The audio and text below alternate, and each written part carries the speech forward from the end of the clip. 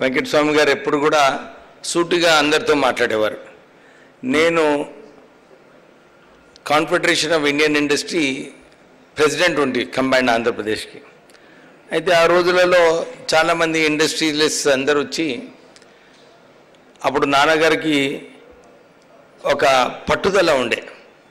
వారు హైదరాబాద్ ఆల్విన్లో యూనియన్ ప్రెసిడెంట్గా ఉన్నప్పుడు వారు ఒక తోటి సోదరుడు రిటైర్ అయిన తర్వాత సనత్ నగర్లో వారు పాపం బిచ్చం ఎత్తుకునేటప్పుడు ఫాదర్ చూసినారనమాట.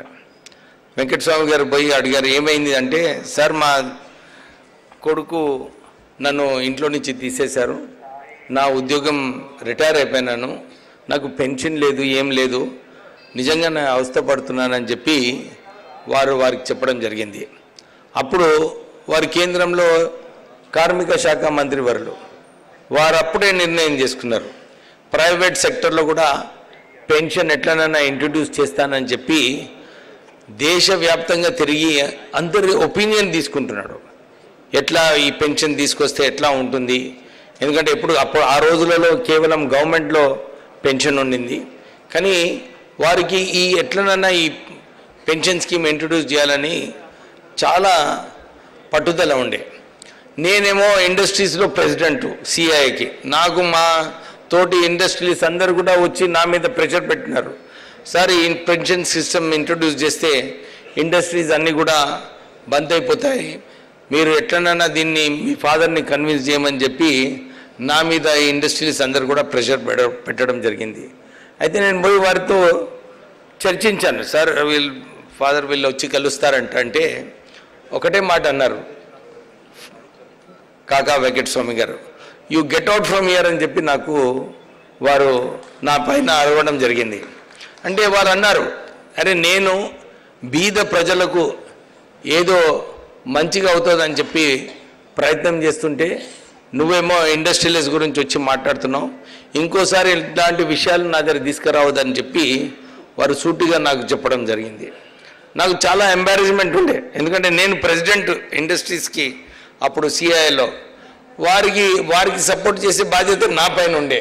కానీ వెంకటస్వామి గారికి అది ఉండే, ఏది ఉన్నా కానీ whether family or no family, ఏది కరెక్ట్ ఉన్నదో అదే ఎప్పుడు కూడా వారు మాట్లాడేవారు. అందుకోసానికి ఈరోజు కూడా ఇంకా మీరు మాట్లాడినప్పుడు చెప్పండి సార్, వెంకటస్వామి గారు ఎట్లయితే పెన్షన్ ఇంట్రడ్యూస్ చేస్తారో అప్పుడు ఈరోజు కూడా ఎక్కడ పోయినా కానీ చాలామంది వచ్చి నాకు చెప్తుంటారు, ఇది కాకా వెంకటస్వామి గారు పెన్షన్ సార్ అని చెప్పి. అంటే వారికి ఆలోచన, నేను పెన్షన్ తీసుకొస్తే ఇంతమంది ప్రజలకు ఉపయోగపడుతుంది అని చెప్పి. మొన్న ఒకసారి వంశీ దత్తాత్రేయ గారు లేబర్ మినిస్టర్గా ఉన్నప్పుడు వారిని కలవడానికి వెళ్ళారు.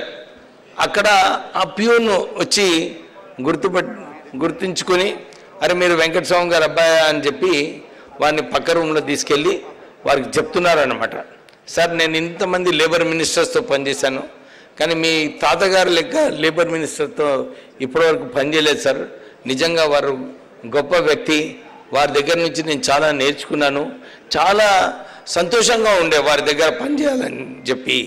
అంటే వారు ఎక్కడ పోని అందరికీ ఒక బ్యాలెన్స్గా, ఒకవైపు పోరాటము బీద ప్రజలకు ఎట్లా న్యాయం చేయాలని చెప్పి ఒక పోరాటం చేసేవారు. అలాగే వారు ఎందుకంటే యూనియన్ ప్రెసిడెంట్గా ఉన్నప్పుడు ఇండస్ట్రీస్ ఎట్లా నడుస్తాయి, ఇండస్ట్రీస్ నడుస్తేనే ఎంప్లాయ్మెంట్ ఉంటుందని చెప్పి ఆ ఆలోచనతో కూడా వారు పనిచేసేవారు. వారు టెక్స్టైల్ మినిస్టర్గా ఉన్నప్పుడు 73 టెక్స్టైల్ కంపెనీస్ అప్పుడు మూత పడడం జరిగింది.